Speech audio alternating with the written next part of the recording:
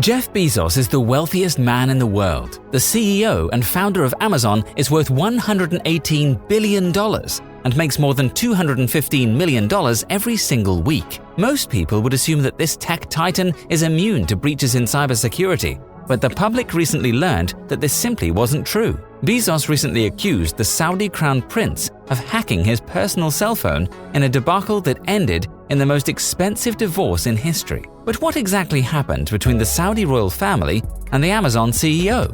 Today, we're exploring how Jeff Bezos' phone was hacked. On November 8, 2018, Amazon CEO Jeff Bezos received an unexpected text message over WhatsApp from Saudi Arabian leader Mohammed bin Salman.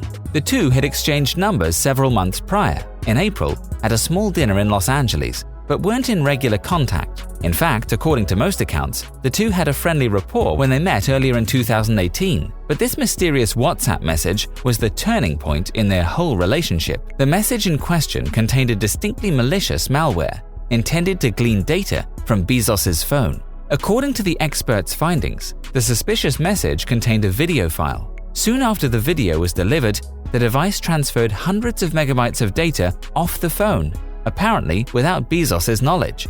If the forensic analysis is accurate, whoever was behind the attack stole more than 6 gigabytes of information this way over the next few months, UN investigators said in their statement. That is a large volume of data that could continue to have widespread consequences as the hacker releases more information.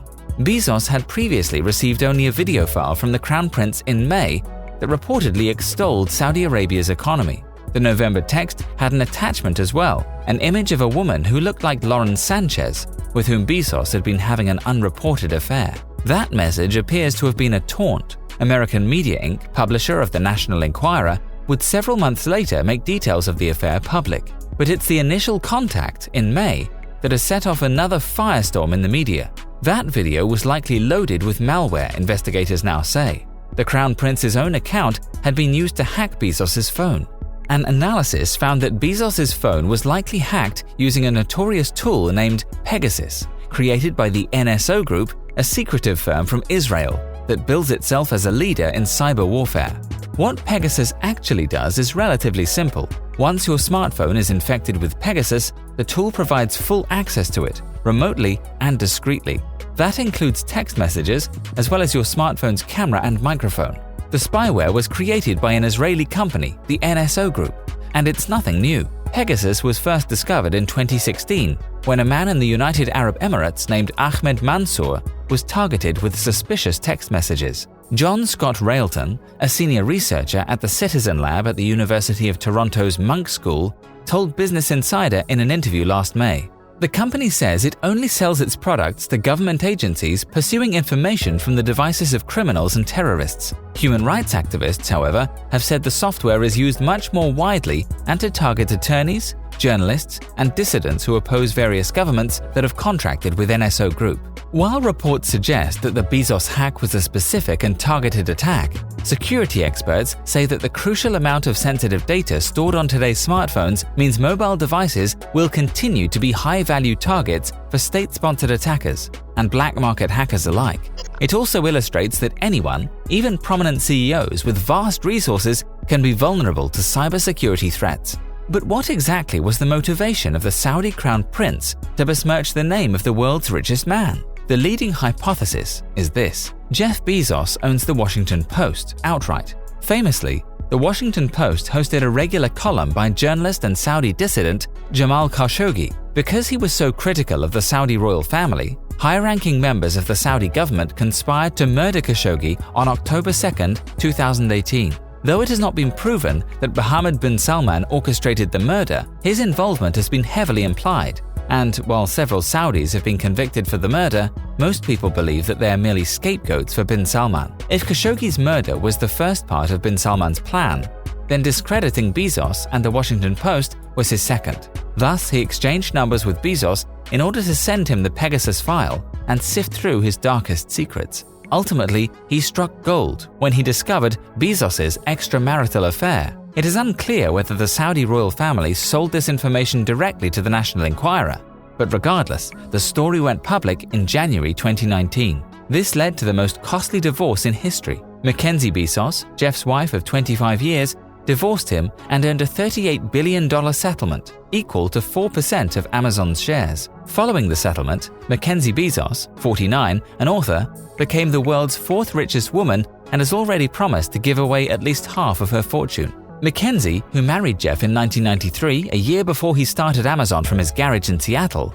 has said she had a disproportionate amount of money to share and promised to work hard at giving it away until the safe is empty. She made the declaration in a letter to the Giving Pledge, the philanthropic initiative created by the investor Warren Buffett and Microsoft's principal founder Bill Gates to encourage the world's richest people to commit to giving away at least half of their wealth to charity. Despite handing over the vast sum, Jeff Bezos will still be the world's richest individual with a $118 billion fortune.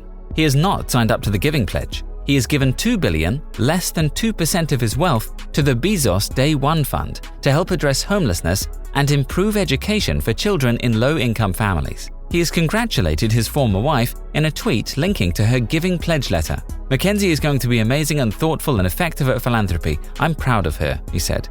"Her letter is so beautiful. Go get him, Mackenzie." This information has only been revealed recently, and many individuals are still trying to verify the specifics, because they mostly hinge on a report that was funded by Bezos himself. However, the report is being corroborated by numerous non-partisan groups, including the UN, and so far, it appears that the information is valid. Saudi Arabia officially denied the accusations after the release of the UN report, but these events have been worrying to many people. If the richest man in the world can be hacked by a simple text message, what are the implications for the average citizens of the world? It takes a sophisticated actor and significant resources to pull off a hack like the one laid out in the report, cybersecurity experts say, making it a waste to use intrusion tools on most ordinary people. Market prices for cell phone exploits can range from $50,000 to $150,000, said James Lewis, a senior vice president and cybersecurity expert at the Center for Strategic and International Studies. But powerful business executives and high-ranking government officials do have good reason to be worried, Lewis added. "If you're a zillionaire who owns a newspaper, yeah, they're going to go after you," said Lewis. "If you're a human rights activist, if you're a politician, if you're a senior official, you're a good target. However, there are still a few best practices you can use to keep your data safe. First, don't jailbreak your phone or download information from unknown app producers. Many people jailbreak or alter their phones so they can install apps from outside the mainstream app stores, apps that look like games or promise to let you watch a big Hollywood blockbuster before it's officially released. But that dramatically increases your risk of installing malicious apps," says Tim Erlin, a cybersecurity expert at Tripwire. Next, be sure to keep current with security and software updates. Hackers and the phone manufacturers are in an ongoing race. The hackers find vulnerabilities, and then fixes are included in the software updates for your phone. Social media and messaging companies are in this race against the hackers too. Facebook, which owns WhatsApp, warned about and fixed a video file vulnerability last year, but it's unclear whether it was the same one that allowed Bezos' iPhone to be hacked in 2018. Where you play a role in all this is by installing the latest updates to your phone and the apps installed on it. Keeping your phone updated is an important step in keeping it secure as well, Erlin says. It's important to install those updates when they're available. The other best practices are relatively logical. Be careful when opening attachments and files from sources that you do not trust, and never access sensitive information when you're connected to public Wi-Fi. Experts say that if you're running a relatively new phone with the most updated operating system, you don't have to worry that much about whether plugging into public charging stations or connecting to a public Wi-Fi network is going to let hackers break into your phone. There's still always a chance that somebody could look at the traffic going over the network. You should worry about that. But really, hacking into your phone is getting much, much harder.